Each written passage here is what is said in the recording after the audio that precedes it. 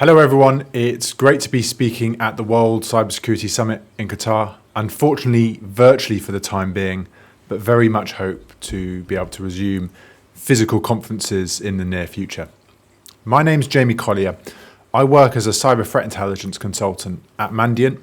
I spend my time working directly with organizations to help them understand their threat landscape and their use of threat intelligence. So really helping them to better utilize threat intelligence. And what I'm going to be speaking about here today is how organizations can really maximize the use of threat intelligence by being more proactive with that insight into the threat landscape and moving from that perhaps a reactive posture to one that is much more proactive indeed.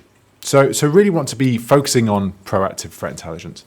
But before I do, I want to just really zoom out and talk about threat intelligence more broadly. Why are we here? Why are we having a conversation around threat intelligence in the first place?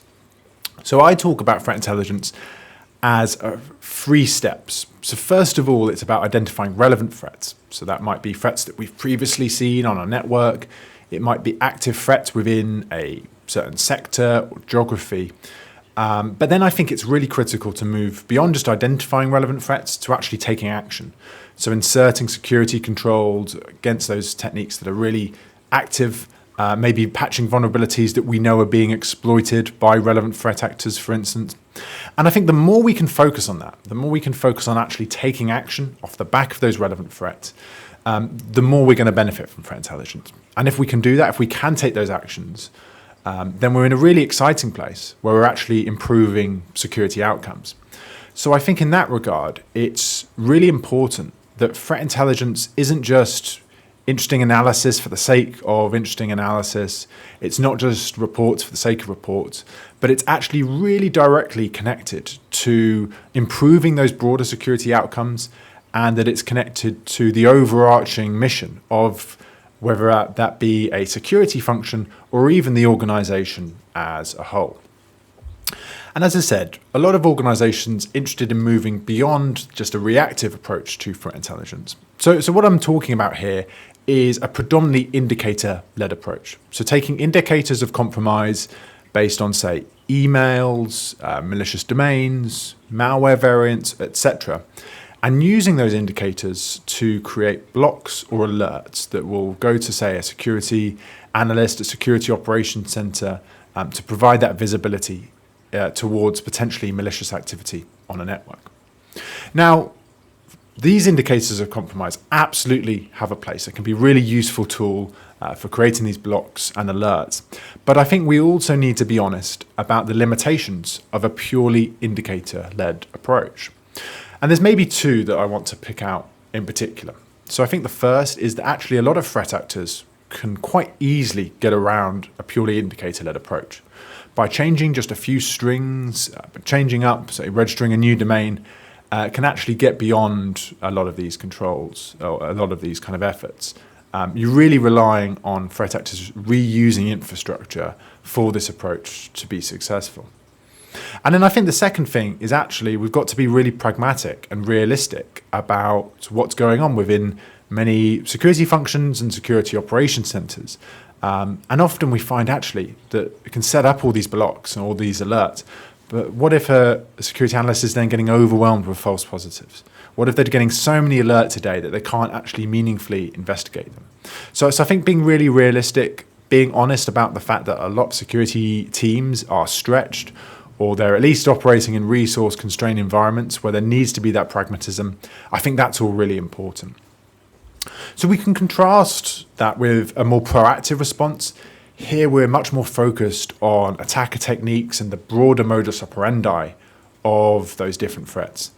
We can look across the entire attack lifecycle, so really interested in how threat actors are moving within a network, escalating privileges, for example.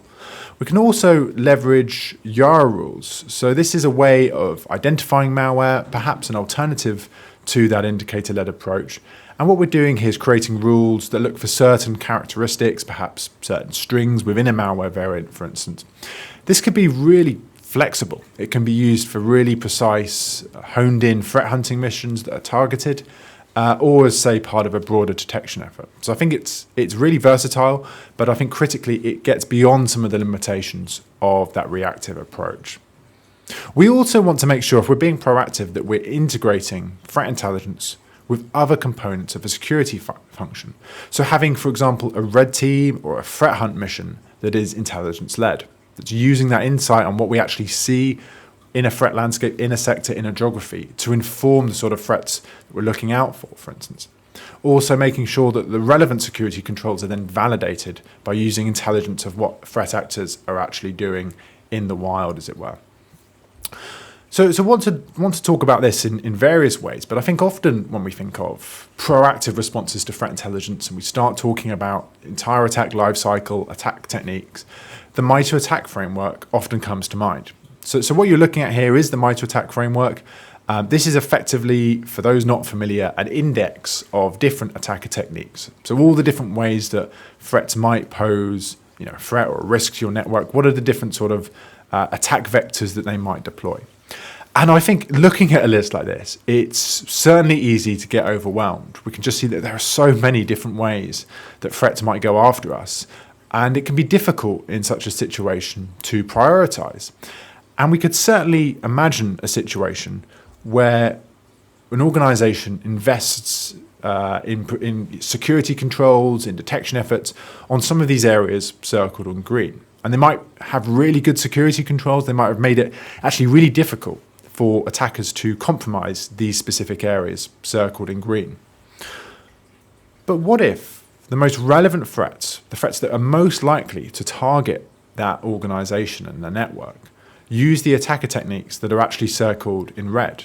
Despite all of that investment in those areas in green, not actually meaningfully improved security in any tangible way, because you're focusing on the wrong areas. So I think what MITRE ATT&CK does is allows us to understand, well, what are those attacker techniques that are really actively used that I should be concerned about? And then we can focus on those to make sure that we're really maximizing our investments and our focus within security. And I think the key with MITRE is that there's actually different ways that it can be used. There's different stakeholders that might look at MITRE for different things. So I want to get into this.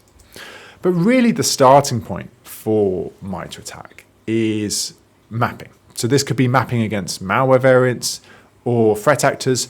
Within Mandiant Advantage, our threat intelligence portal, we actually provide mapping for both. And what this does is effectively provides a list of attacker techniques that we know are associated with different threat actors, different malware variants.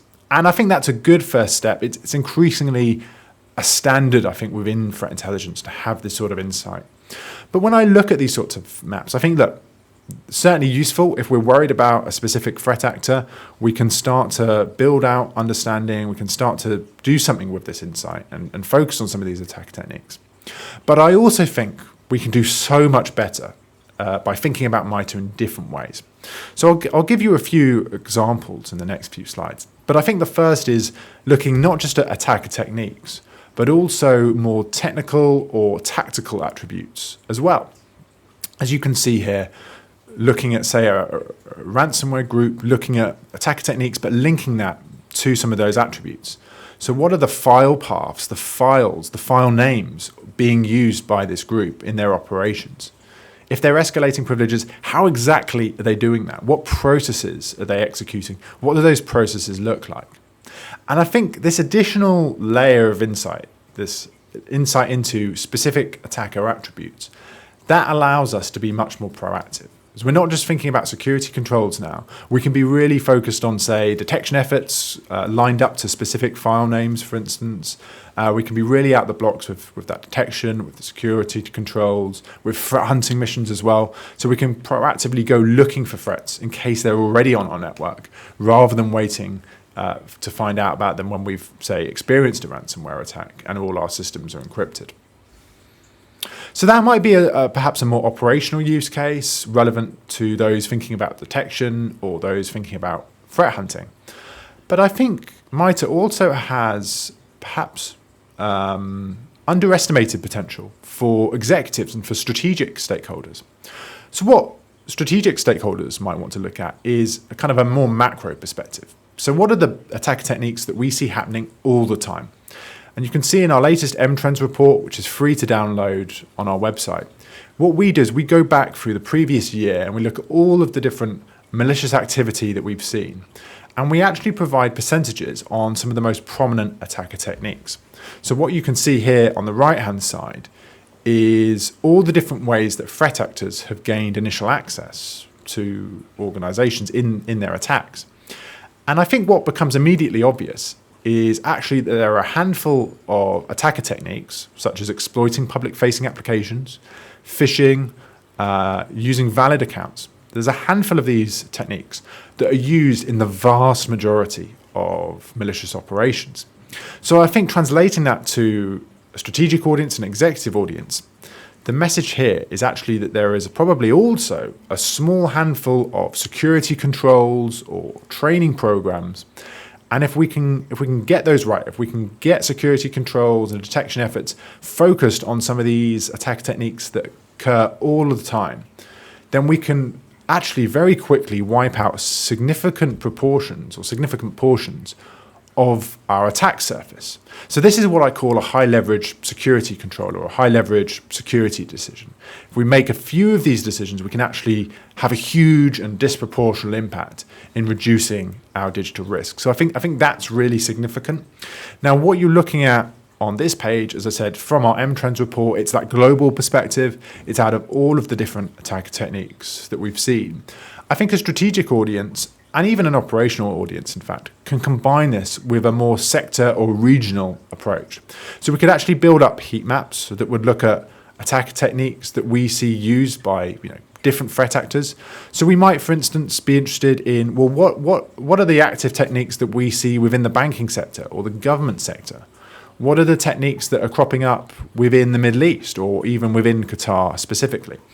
So what we could do, again, this is something available on our Mandiant Advantage platform, is look at all the different threat actors that we've seen target a certain geography, a certain sector, and actually combine all those different mappings and provide a number of, say, if we've seen 40 threat actors target a certain sector, it might be that 35 of those actors have conducted the same sort of attacker techniques. So again, it's identifying these high leverage attacker techniques and by extension, the security controls that could be used to mitigate them. Now, a few other ideas on how we can be proactive in our use of intelligence. I think one thing is intelligence-led red teaming. So it's all well and good getting a red team in to compromise an organization, some interesting techniques and say, provide a report at the end saying, this is how we gained access to your organization. These are the sort of security controls to prevent this happening in the future.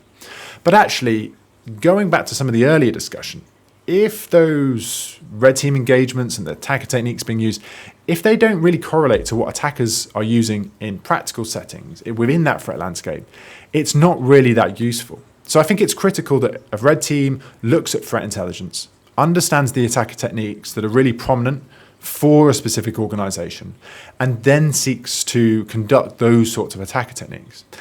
Then, if a red team's able to do that, they're actually testing an organization's preparedness, defense, and resilience against meaningful and relevant attacker techniques. So I think that's really important that red teams adopt that intelligence-led approach.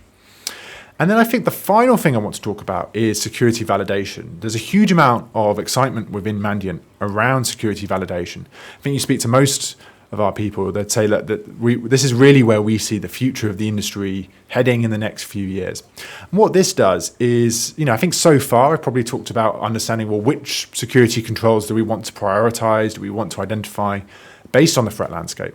Security validation takes that a step further by then testing those security controls, by conducting attack emulation that's mapped to real threat activity that we're seeing, recently, and actually conducting similar sort of attacks through an attack emulation platform that's then actually saying, well, are these controls even effective? So there's all different, all sorts of different things that could happen that would throw off a security control. Maybe it's been misconfigured. Maybe we rolled out some update and it's not quite working as it should. So I think threat intelligence, first and foremost, let's identify those security controls.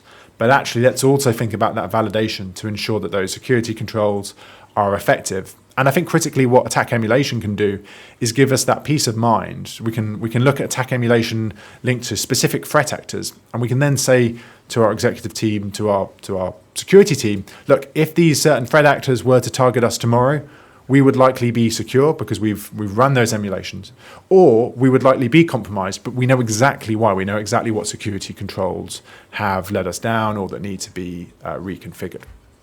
So anyway, that's it from me. I've spoken about a few different attack controls and security techniques, different ways to use threat intelligence here today. If this is something that's of interest, we've got a lot of resource, we've got a lot of interest in this within Mandiant Threat Intelligence. So please do get in touch if you're interested in taking the conversation any further. Thanks very much.